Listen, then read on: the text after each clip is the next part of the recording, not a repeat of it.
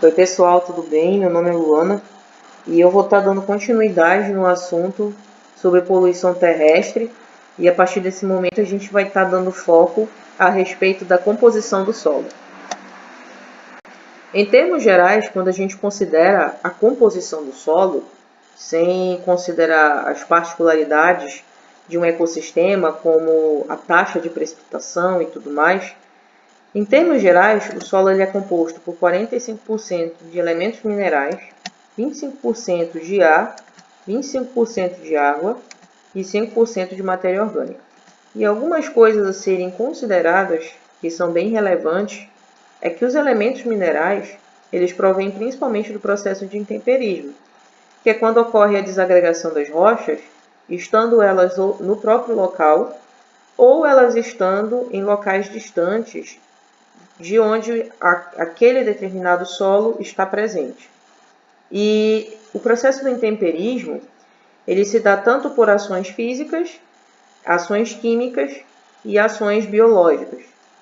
E essas ações físicas podem ser, por exemplo, a questão de terremotos e tudo mais, ou até mesmo pela questão de erosão e por aí afora. Também temos as químicas, ressaltando aqui, que é quando a gente vê principalmente em rochas calcárias.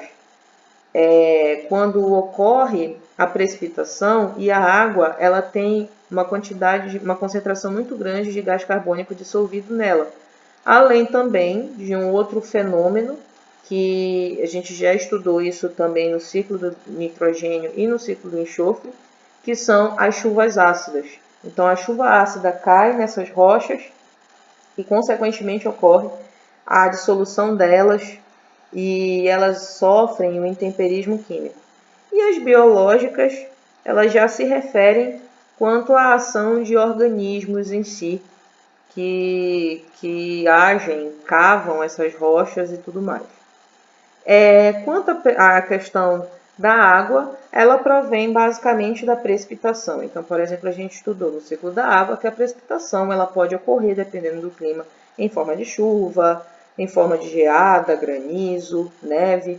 E, consequentemente, essa água, uma parte escoa, ocorre o escoamento superficial, e outra parte ela infiltra no solo, até ajudando também sobre a questão do controle de enchentes e tudo mais.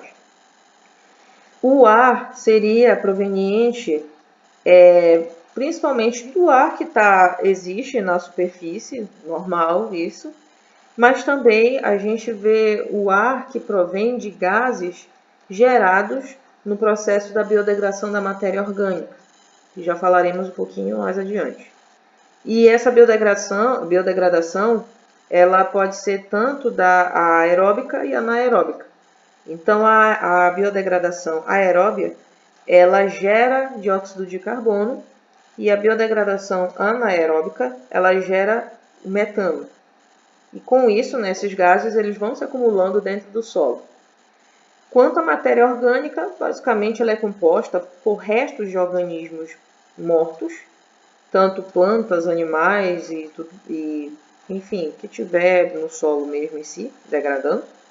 Também a gente tem os excrementos que são produzidos e outros resíduos que estão em diferentes estágios de decomposição. Isso varia muito, né? Pode não necessariamente ser restos de organismos, mas pode ser algum tipo de substância que esteja lá presente mesmo, lá no ambiente.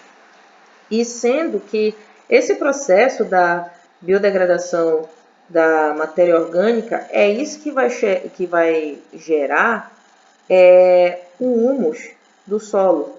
Ou seja, o humus ele que vai dar a fertilidade do solo, isso sendo muito importante para a produção agrícola, produção dos alimentos e tudo mais, do sustento assim, de comida mesmo em si, para a gente se manter e também os animais e tudo.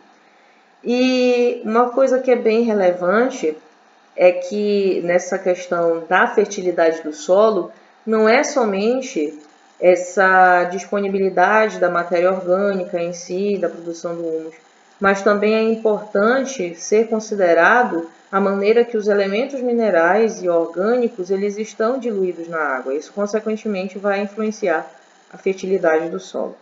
E também a presença de alguns organismos, que, por exemplo, as minhocas, que é bem ressaltada a importância delas e na hora de participar dessa questão da fertilidade do solo e tudo mais.